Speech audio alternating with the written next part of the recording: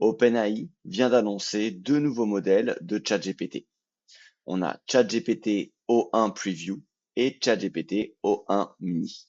Lorsqu'on va sur la page de ChatGPT de OpenAI, on arrive tout de suite sur deux parties. Donc, on a Introducing OpenAI 01 Preview et on a aussi le 01 Mini. Donc, on va aller utiliser ChatGPT pour résumer ces articles. Donc, j'ai mis les deux articles de OpenAI avec OpenAI 01 Preview et OpenAI 01 Mini, les deux nouveaux modèles. Et je vais demander de résumer ces articles.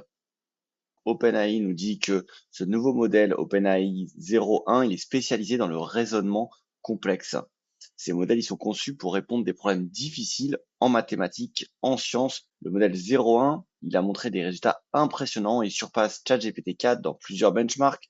Il a été conçu avec une approche de sécurité renforcée et le 01 mini, qui est une version plus rapide et moins coûteuse d'OpenAI 01. Donc ça, c'est plutôt intéressant pour les développeurs. Il est optimisé pour les tâches de raisonnement en STEM, donc sciences, technologie, ingénierie, mathématiques. Il est un peu moins performant sur les tâches nécessitant une connaissance générale que OpenAI 01, vu que c'est le mini, mais il excelle quand même en mathématiques et en codage avec des résultats qui sont compétitifs, puisque à chaque fois OpenAI met en compétition avec des étudiants.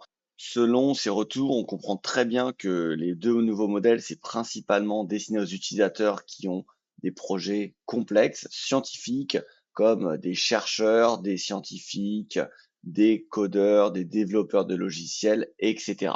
Donc on n'est pas sur du grand public, on est plutôt sur ces nouveaux modèles pour des utilisations avancées et très poussées. Et on va tester tout de suite ces différents modèles. Là, j'étais avec le modèle 4O et je passe avec le modèle 01 Preview. Donc là, il va réfléchir pendant 18 secondes, donc c'est beaucoup plus lent que les autres modèles, mais on arrive à comprendre sa réflexion. Donc j'ai juste à cliquer ici. Donc il a réfléchi en plusieurs étapes, évaluation des modèles, réfléchir profondément. Donc il analyse au fur et à mesure ce que je vais donner pour ensuite me donner un retour précis sur l'article 1 et l'article 2. Alors je préférais personnellement la réponse de ChatGPT 4. Pourquoi? Parce qu'elle était plus courte, claire et concise que cette réponse. Donc pour le moment, on préfère quand même ChatGPT 4 qui va être un peu plus court, clair, concis. Mais comme le dit très bien OpenAI, c'est optimisé pour le raisonnement STEM. Si j'ouvre une nouvelle fenêtre de conversation, donc par exemple, si vous êtes sur 01 mini, vous voyez, vous pouvez pas mettre de pièce jointe pour le moment. Il n'a pas non plus accès à Internet. Donc si je lui demande quelque chose comme qui a gagné la dernière Coupe du Monde, il va me faire une grande réflexion. Vous voyez. Donc lorsque je lui pose cette question, il va aller réfléchir. Donc ça va être plus lent que ChatGPT 4, mais derrière on va pouvoir comprendre comment il a réfléchi. Donc examiner les performances, éclaircir le contexte, déterminer la discipline. Et il va nous donner une réponse où on voit une des limites de ce nouveau modèle, que sa mise à jour, elle est faite en octobre 2023. Alors que si on demande avec ChatGPT 4o, il va les rechercher sur le web. Il va sur Bing Wikipédia. Donc bien sûr, on a la même réponse et on a des données à jour puisque ChatGPT 4o, donc le modèle que j'utilisais là, l'ancien, va aller chercher des informations sur Internet. Maintenant, si j'essaye une tâche qui a un rapport avec LinkedIn et l'e-commerce, je vais demander de rédiger une stratégie LinkedIn efficace pour un entrepreneur qui travaille dans l'e-commerce. Je vais prendre le 01 Preview et on va tester ça.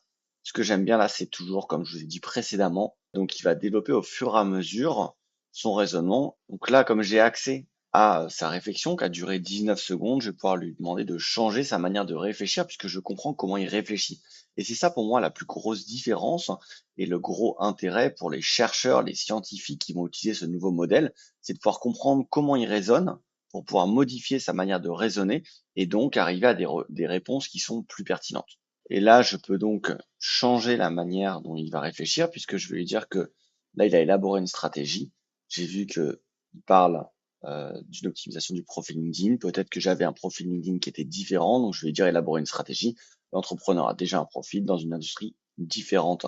Donc là, ça va lui changer la manière de réfléchir puisque dans sa réflexion, on a modifié le contexte. Il a dit que j'étais militaire, alors que je vais jamais donner cette information, vous voyez, et il y a quelques fautes d'orthographe. Le profiling initial évalué est déjà optimisé. Donc, on a quelques fautes d'orthographe. On voit déjà des premières limites de ce preview de ChatGPT 0.1. Ce qui va être intéressant, c'est de le tester, comme on l'a vu précédemment, dans des domaines STEM. Dites-moi en dessous de cette vidéo si vous avez testé ces nouveaux modèles, vous trouvez que c'est plus performant ou moins performant et comment l'avez-vous utilisé. J'attends vos retours en commentaire.